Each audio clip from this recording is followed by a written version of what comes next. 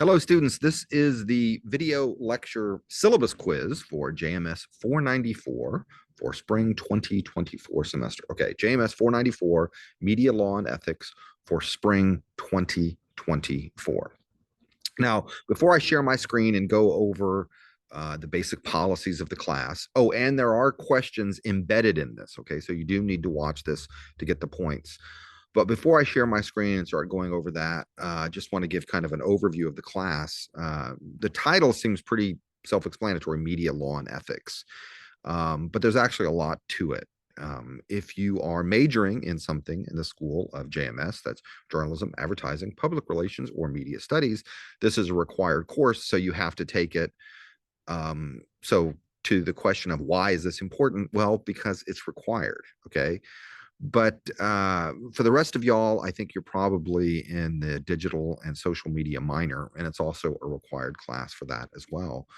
But the topic is actually pretty complex. There's a lot of different laws and regulations that deal with the media industries, and I use media industries as a plural because there's not one thing that is the media.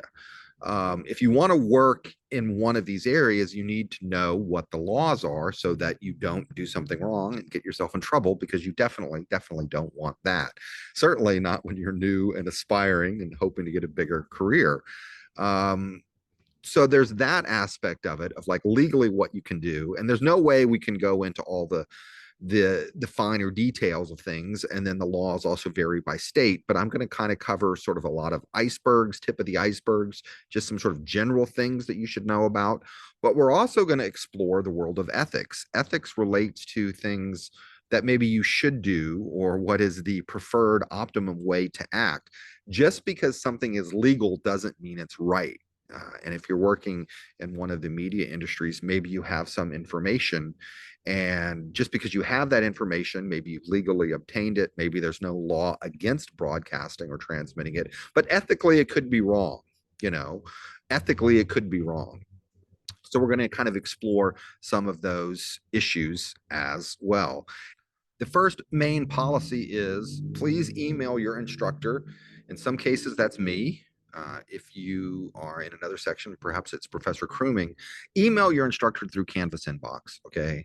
It is just infinitely easier for us to organize the mass of student emails that we get, the tsunami of information. It's easier to organize if you use Canvas inbox. Just trust me on this. It's a lot easier.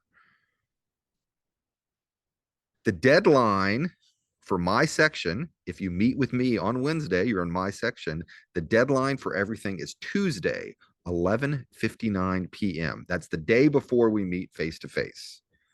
Okay, that is the day before we meet face to face. Okay, that is the deadline for everything. Grading. There are video lectures. This is an example of one right here. It's worth 25% of the grade. Packback. I'm going to explain Packback in a minute. Packback is the fancy name for the discussion board that we are using. There's going to be 13 different Packback opportunities throughout the semester. I only count 11, and I'm going to explain in a moment what you need to do to get full credit for the Packback. There is participation. See the rubric in the syllabus. I don't expect you simply to show up every time we meet on Wednesday, but you actually have to participate, be engaged, have an opinion, etc., etc. There are 3 exams. The lowest exam grade is dropped. We do the exams in the face-to-face. We're not doing these online. You actually come to class.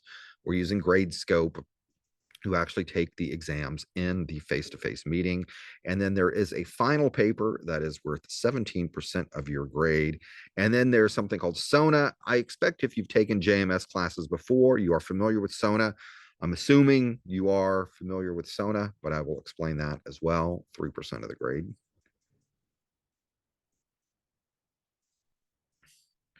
This is the textbook, Traeger's The Law of Journalism and Mass Communication, 8th edition. It is the 8th edition that we are using. If you've opted into equitable access, you have access to the textbook, okay? If you are in equitable access, you have access to this textbook. If you're not in equitable access, you'll have to find this textbook, however, wherever, whatever. But if you're not in equitable access, this is the textbook you need to get. What about these video lectures? Uh, First thing is look in the bottom corner right here, that little CC for closed captioning. If the words are not automatically displaying as I'm talking, and you would prefer that, you can actually click CC. I make sure that all the video lectures that I post for my classes have closed captioning as an option. I find it easier to watch any movie and TV show with closed captioning. I just find it easier. Just letting you know that if the words aren't there, click that little CC button and they will show up. I also post a Word document to go along with every video lecture. These are the basic bullet points, the basic information, so that when you're watching the video lecture, you don't have to like try and transcribe everything. You can just take notes and add them on to the Word document that I already give you. Okay. And on Canvas, when I post the Word document, it's available in an alternative format. You can actually, if you click the audio version, sort of this computerized AI does this with that robotic voice, will actually read you the lecture notes as an MP3, just letting you know that that option is there. I try and make the class as accessible as I can. Exams. Okay, we got 3 exams, multiple choice. There will be a study guide posted, so it's no secret as to the material that you're going to be tested on. You're allowed to bring in 1 page of handwritten notes, and it's your handwriting. If you can read it, if you want to write minuscule 6 or 8 point font and you can read it, that's fine. We're talking about a normal 8.5 by 11 piece of paper. You can write front and back, okay? But I do want these to be handwritten notes that you created, and I think it's enormously helpful.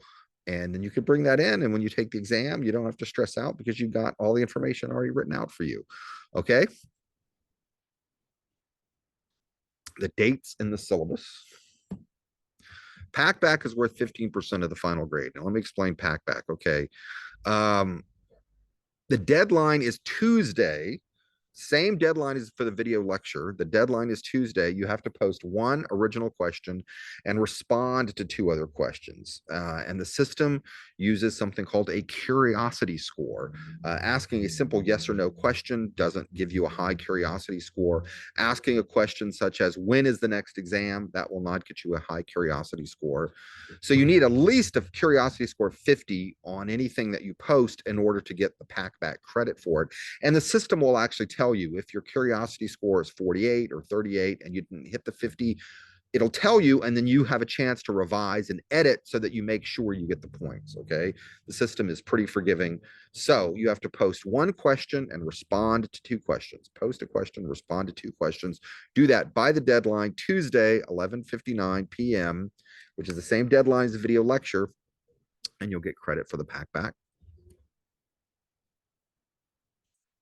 And if you need help, please email this company right here. Packback is separate. It's not me. It's not STSU, but that is in the syllabus if you have some sort of packback issue.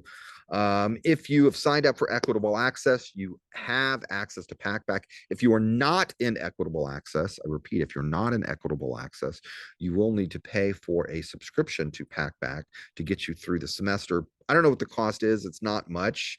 But you know, if you're in equitable access, you have packback.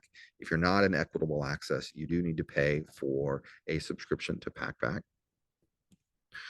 For the final paper, and this is loose parameter, if you want to do something outside of it, you know, we're pretty understanding. But in general, pick a topic from within the past 5 years that deals with freedom of expression and relates to freedom of expression, maybe in one of the media industries. It could be something from news or entertainment or advertising, but a current or semi-current event that relates to freedom of expression. Maybe there was a lawsuit, legal actions taken. You could also pick something from another country, maybe protests in Iran about hijab or protests about music in another country, and maybe compare, like, you know, this other country doesn't have the First Amendment. How would that situation be different?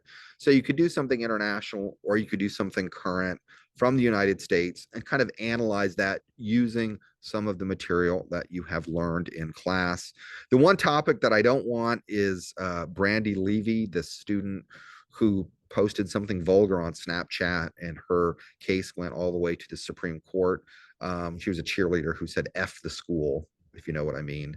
Um, I've read too many papers on that, so I don't want to Brandy Levy Snapchat vulgarity, but you can pick something else and analyze that if you would like.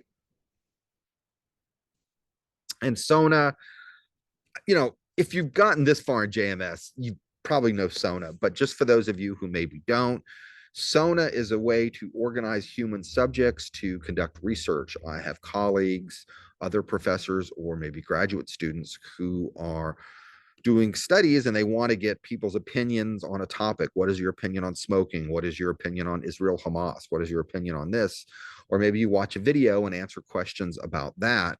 Um, Rather than spamming the whole class saying, hey, please do this research survey, we've kind of organized it into a system called Sona. You will create an account on Sona. Then you are emailed throughout the semester about research opportunities that are there.